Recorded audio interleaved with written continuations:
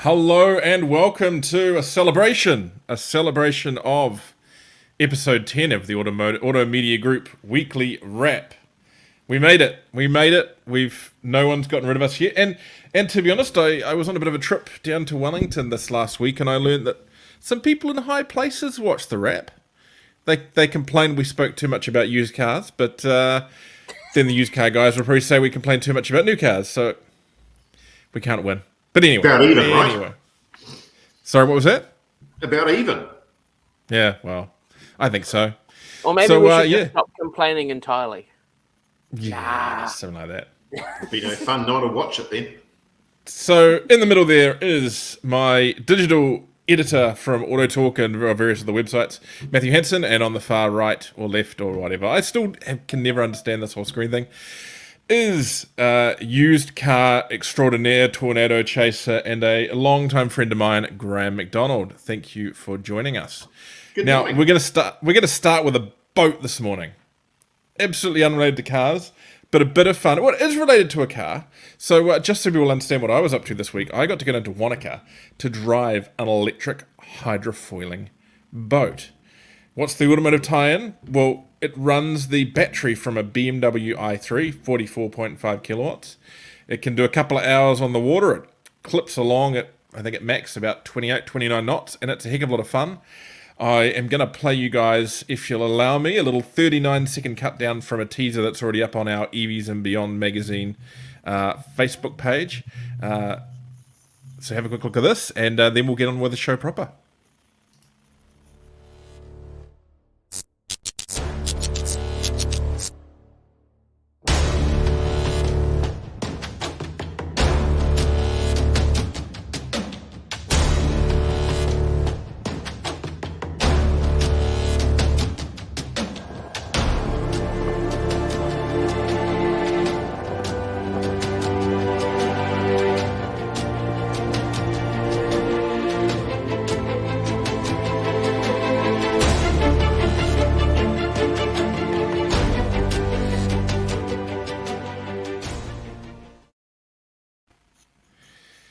So that's nice kind of work, Richard. Nice.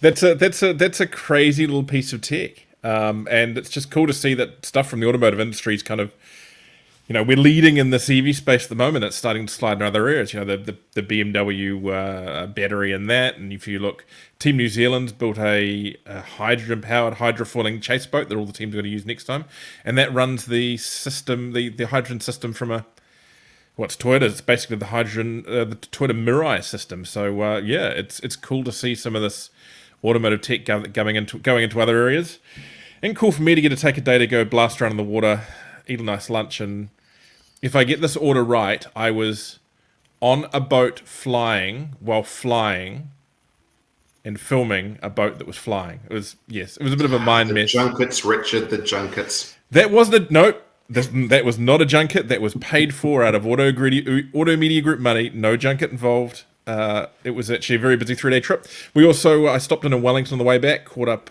with the team at Mitsubishi Motors New Zealand, who've been having just an amazing record year, and we'll have a really good interview with Dan Cook, the Chief Operating Officer, in the next issue, which is out next week. Now, Let's move on to the news of the week. So Toyota is supporting a low-cost hybrid vehicle leasing scheme.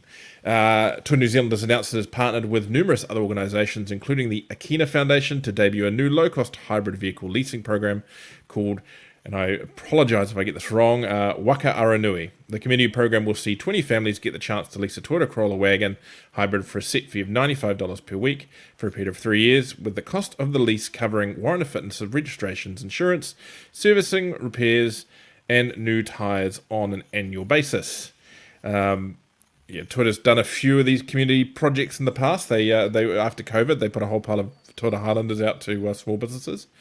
This is kind of, I guess, an early showing of what we could see from the social leasing schemes mentioned in the ERP. I just think it's just such a great idea. Take whether the cars are out, whether they're going to be brand new Toyotas or ex-lease or used import, whatever. I just think this kind of system is just such a smart idea. You got any thoughts on it, Matthew?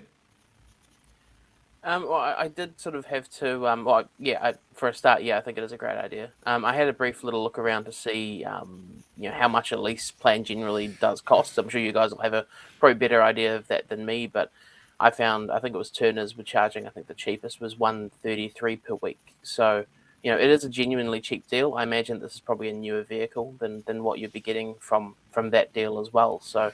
It's a I think it's cool. A Corolla wagon hybrid, so Yeah, I yeah. guess kind of the modern interpretation of the classic Kiwi family car. Yeah.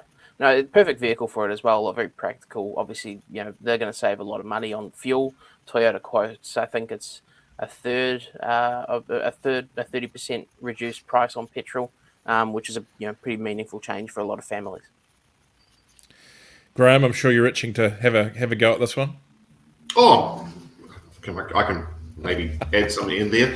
Well, first of all, I gather they're fielder hybrids. So Corolla fielder hybrids I saw, which means there probably would be used imports. And to be fair, to get any sort of number of those vehicles available, I think they need to go to Japan, because I just don't think there's that many Corolla hybrid wagons in the marketplace here in New Zealand used.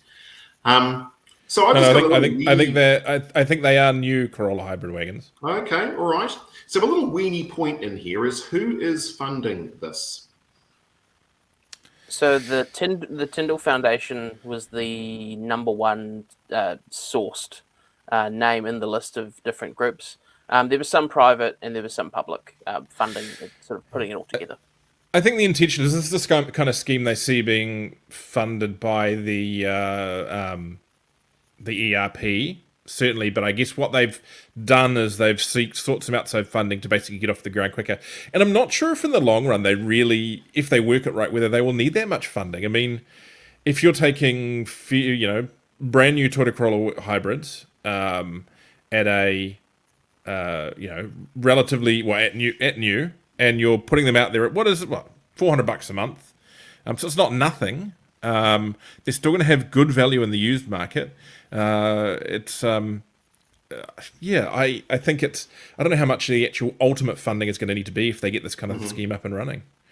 I just think it's good that we're looking at different models of vehicle ownership in New Zealand, and I wonder if it's something that perhaps the used industry could look at too, and particularly the finance industry. And we've spoken a lot over the last few years about how will the market change as we see more EVs, more hybrids come in around their different modelling. Well, perhaps some of the finance companies need to be looking at whether they might be better off with some of the, even, particularly used import fielders, for example, whether they might be better off working with community organisations to lease them rather than finance them and not get cut out of the market as perhaps things change. These are all opportunities that can be looked at and might work on a commercial basis.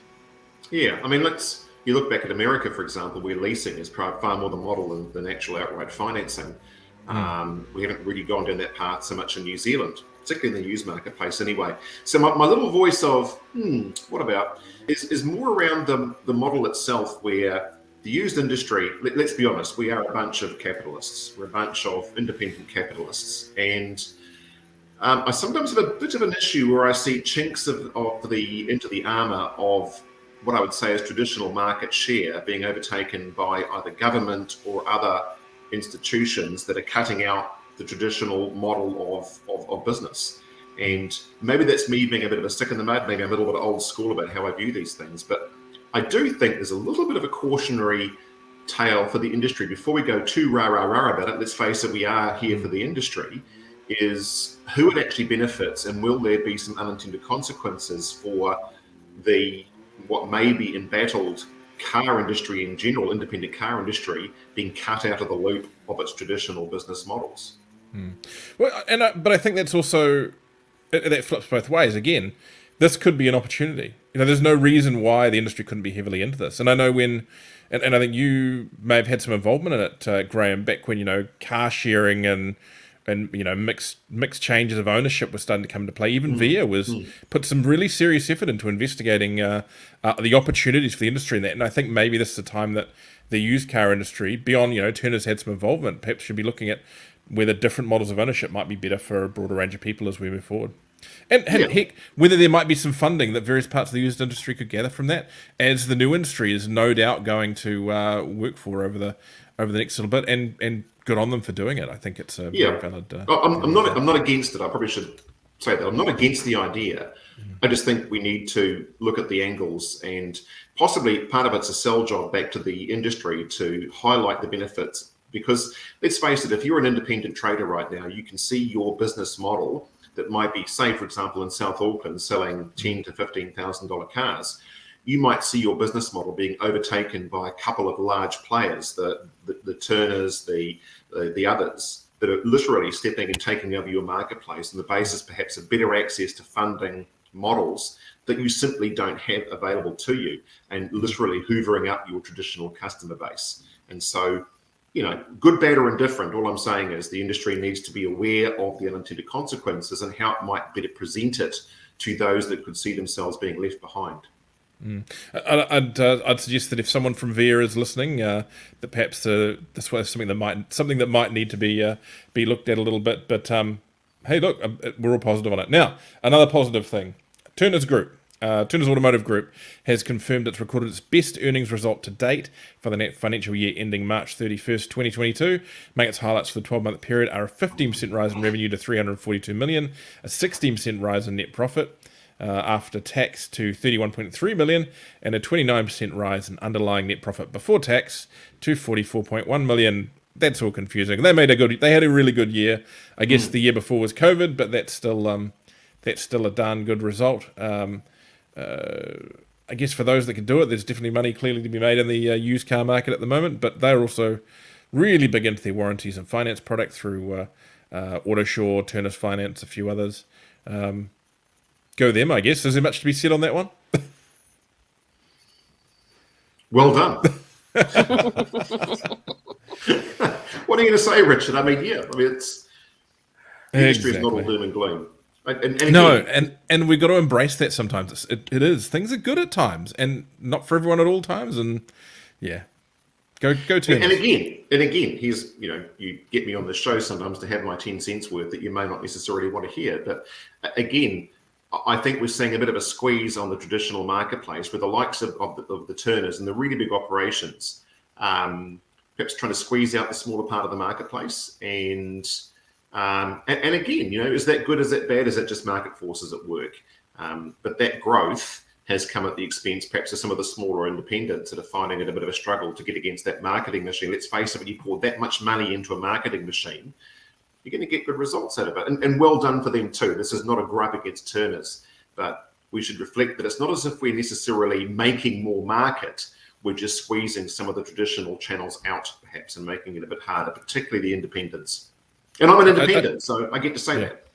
I do like their ads. I think I'm not sure if the Turners woman, I can't remember her name, Tina is the new Briscoe's woman, but I gather she does actually work at Turners, so I guess that's definitely a pretty cool thing. So now looking offshore, BMW is considering an agency model switch in Europe. It's been confirmed that BMW is weighing up following the three-pointed stars lead. That's Mercedes, for those of you who don't speak automotive.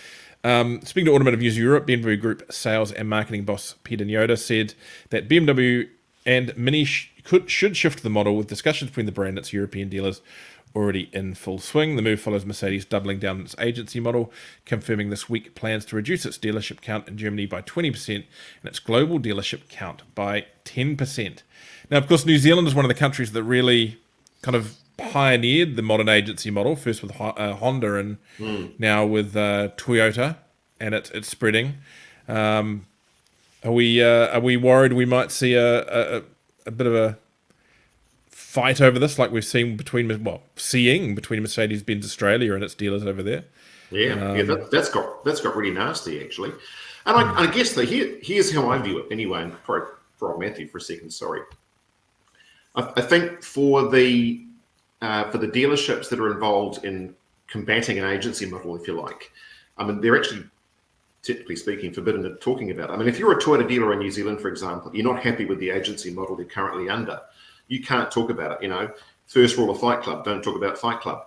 And so we're not really sure what undertones there are within the industry about whether they actually see it as a good, bad, or indifferent thing, because they're presented with it as a fait accompli. Either do it this way or don't be one of our dealers. Nice to know you. Sorry, the door's out that way.